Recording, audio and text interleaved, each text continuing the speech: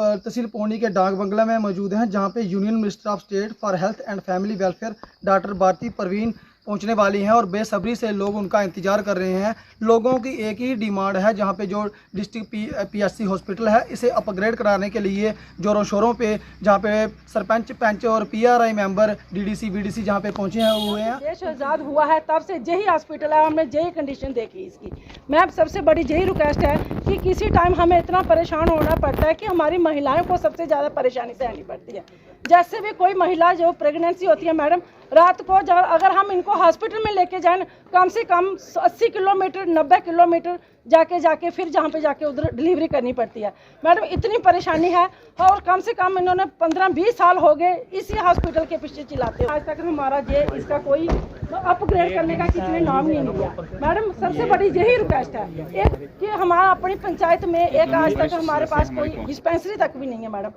लेकिन देखो कम से कम 8-9 बाड़े हैं मेरे पास, तो डिस्पेंसरी कोई नहीं है।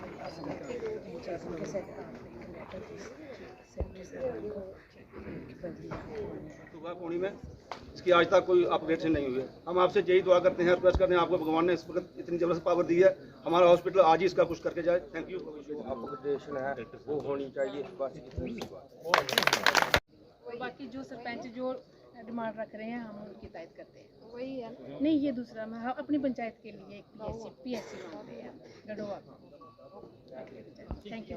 एक घर से दूसरे घर को अटेंड करने के लिए कम से कम 3-3, 4-4 किलोमीटर दूर एरिया है, तो उनकी सैलरी बढ़ाई है।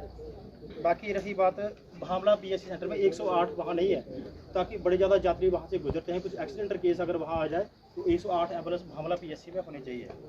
बाकी ज़्यादा नहीं बोलते हैं हमारे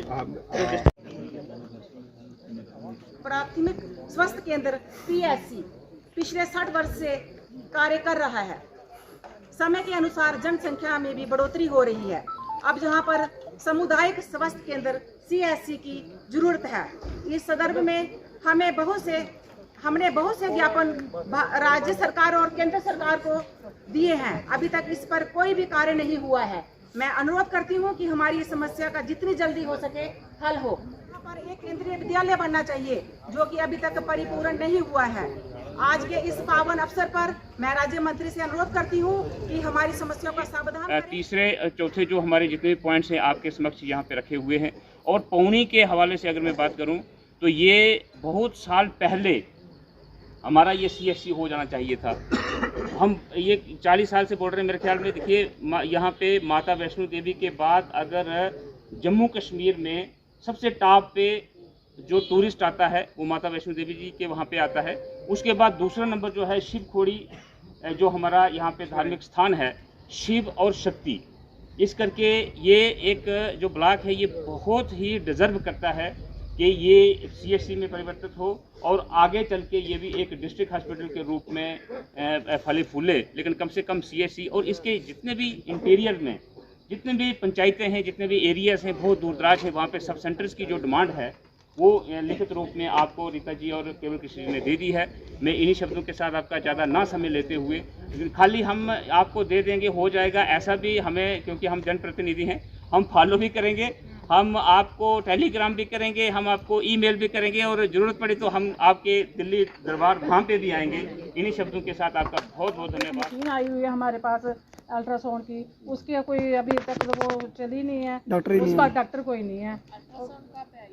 नया पीएचसी में आई है जी, डॉक्टर नहीं है कोई, वहाँ डॉक्टर नहीं है और सभी एक ही बात जो कह रहे हैं इसी के लिए हम जो पुराना है 1957 से लेके पीएचसी बनी हुई है उसको अपग्रेडेशन लेके इसको अपग्रेड करने के लिए सभी जितने भी हमारे पंच सरपंच डीडीसी वगैरह सभी ने मिलकर एक ही मुद्दा रखा है, जो मतलब जल्द ही इसको हमें पौनी वासियों को जल्दी इसकी खुशखबरी मिलेगी कि जल्दी ये हमारा जो पीएचसी से सीएचसी या सब डिस्ट्रिक्ट। अभी मैंने पौनी का आज मीटिंग करा दौरा किया, तो उस दरमियान हमारी सारी काउंसिल मेंबर्स है, सरपंच है, यहाँ के अध्यक्ष मेंबर चेयरमैन है, उनका सभी का ये अनुरोध है कि यहाँ पे जो हमारा पीएचसी है वो लगभग सालों साल बहुत साल हो गए, कितने साल हुए 40 साल से 40-45 साल से यहाँ पे ध्यान नहीं दिया गया लेकिन मेरा विश्वास है कि हम उस दिशा में काम कर रहे हैं कि जहाँ ज़रूरत है ज़्यादा डेवलपमेंट की, तो उस दिशा में आज काम हो रहा है। आपने देखा होगा कि आज देश भर में पूरे हमारे 1.5 लाख